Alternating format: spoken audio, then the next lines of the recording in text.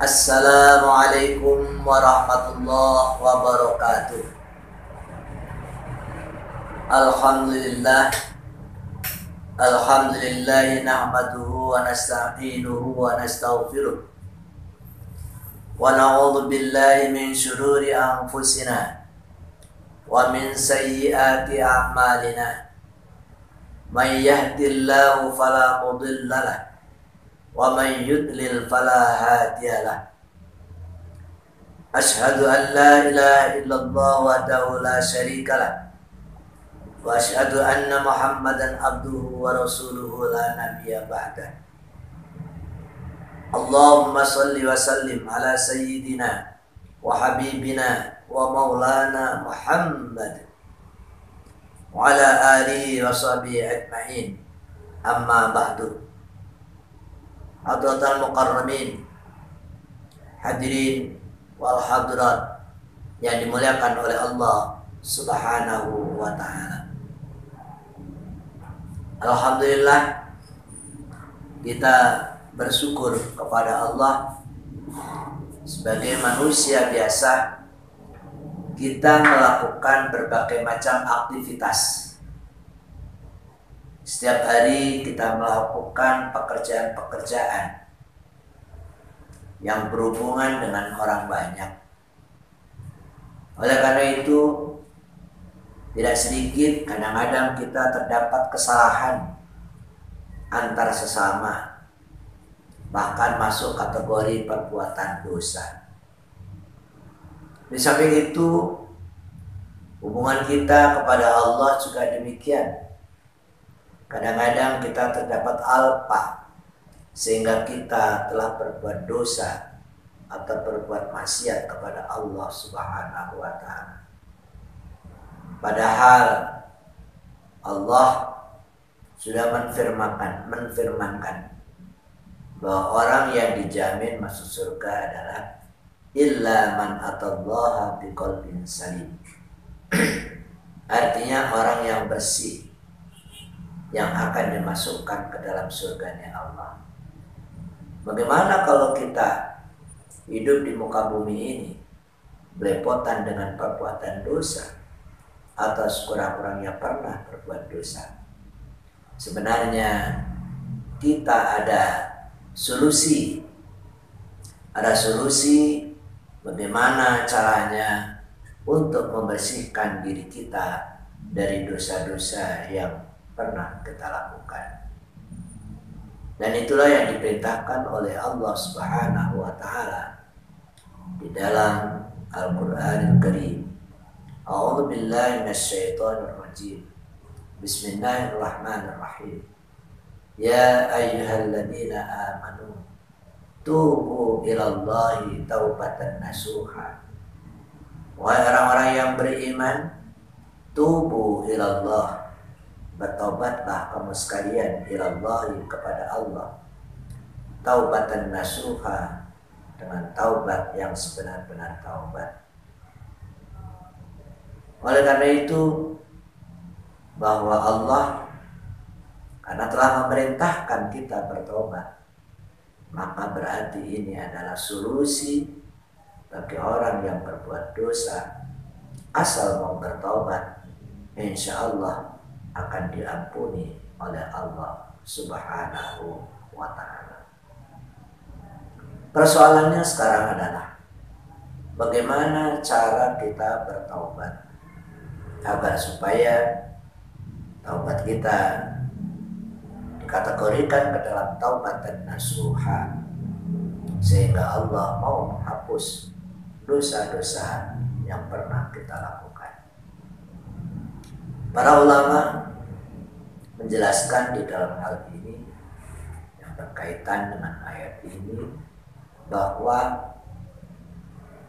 cara untuk bertaubat mempunyai syarat.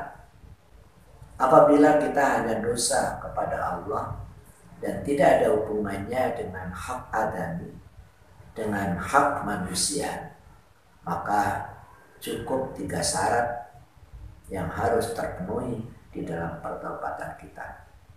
Yang pertama, ayyuqli'a minal maksiati, agar supaya dia menghentikan dari perbuatan maksiat. Jadi orang yang berbuat dosa kalau ingin tobat maka harus berhenti. Tidak bisa kita sekarang bertobat, saya sudah tobat, besok melakukan lagi, tobat masih melakukan lagi. Dan ini kita sering melihat orang yang melakukan kesalahan yang sama dan diulang-ulang. Ini adalah tidak sesuai dengan persyaratan taubat. Kalau itu terjadi, maka Allah tidak akan mau mengampuni kesalahannya. Jadi syaratnya dia harus berhenti ketika dia menyatakan bahwa dirinya bertobat. Yang kedua, syaratnya adalah ayyan dama, yaitu agar dia menyesal ala fi'liha atas perbuatannya. Jadi dia merasa sedih, dia merasa kapok. Kenapa saya berbuat ini? Kenapa saya berbuat itu? Penyesalan itulah sebagai salah satu tanda bahwa dia adalah orang-orang yang bertaubat. Tapi perlu diingat bahwa penyesalan itu yang dilakukannya adalah karena Allah. Dia merasa bersalah kepada Allah. Bukan karena misalnya ada orang setelah mukulin si A atau mukulin si B dia menyesal, dia kasihan, dia kan saudara saya. Nah, itu penyesalannya adalah bukan karena Allah. Penyesalannya adalah karena manusia. Bukan itu yang dimaksud. Jadi penyesalan atas perbuatan dosa itu yang menyesal karena Allah, karena dia ada rasa takut kepada Allah. Yang ketiga syaratnya adalah ayyazima alla ya'uda ilaiha abadan. Yang ketiga dia berjanji di dalam hatinya bahwa dia tidak akan mengulangi atas perbuatan dosa tersebut. Dia betul-betul bertekad, dia berjanji demi Allah sejak hari ini saya tidak akan melakukannya. Jadi 3 syarat itulah kalau kita telah melakukan perbuatan kesalahan kepada Allah, kalau kita lakukan 3-tiganya, insya Allah taubat kita disebut taubatan nasuha atau taubat yang diterima. Tetapi lain halnya apabila kita mempunyai kesalahan, bukan hanya saja kaitannya dengan Allah, tetapi ada kaitannya dengan sesama manusia. Contoh misalnya, ketika ada orang mencuri uang, dia berdosa kepada Allah karena mencuri itu adalah pelanggaran syar'i, pelanggaran syariat. Tetapi dia juga ada kaitannya dengan manusia. Uangnya orang lain diambil. Syarat yang satu lagi adalah agar supaya dia terbebas dari perbuatan dosa kelak di akhirat, terbebas dari azab Allah, maka dia harus mengembalikan uang yang dicuri itu. Atau orang punya utang tidak melunasi, atau ada orang korupsi dan lain sebagainya.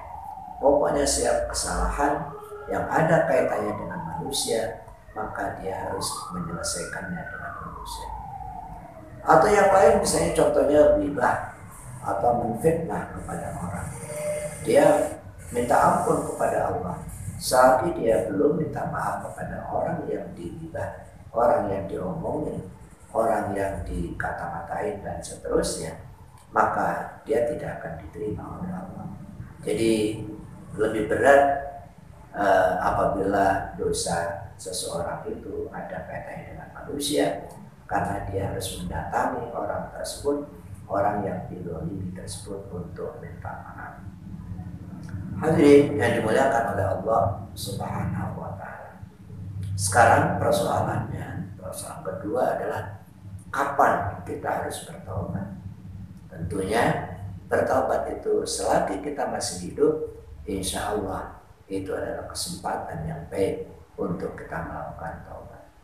Dan inilah yang diajarkan dan disabdakan oleh baginda Rasulullah Sallallahu Alaihi Wasallam.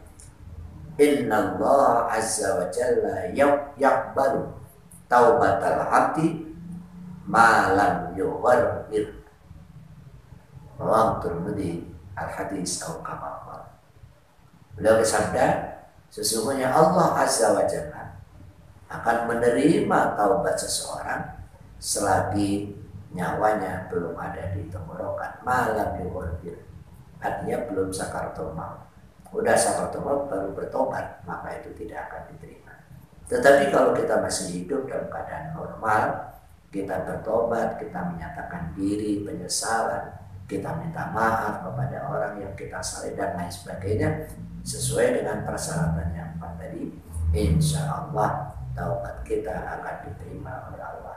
Begitulah Bapak hadirin yang dimuliakan oleh Allah, cara bertaubat kita sebagai orang muslim agar supaya diterima oleh Allah, agar supaya Allah menutup semua kesalahan-kesalahan yang pernah kita lakukan, maka insya Allah Allah akan ridho kepada kita semua dan kita melakukan pertaubatan itu betul-betul disebut taubatan nasuha.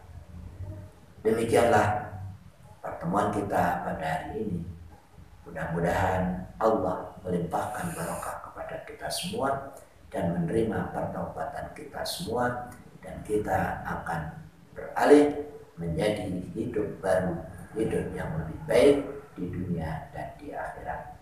Barakallahu li wa lakum fil Qur'anil azim wa nafa'ani wa iyyakum bima fihi minal ayati wat dzikril hakim. Wallahu muwaffiq ila aqwamit thoriq. Wassalamualaikum warahmatullahi wabarakatuh.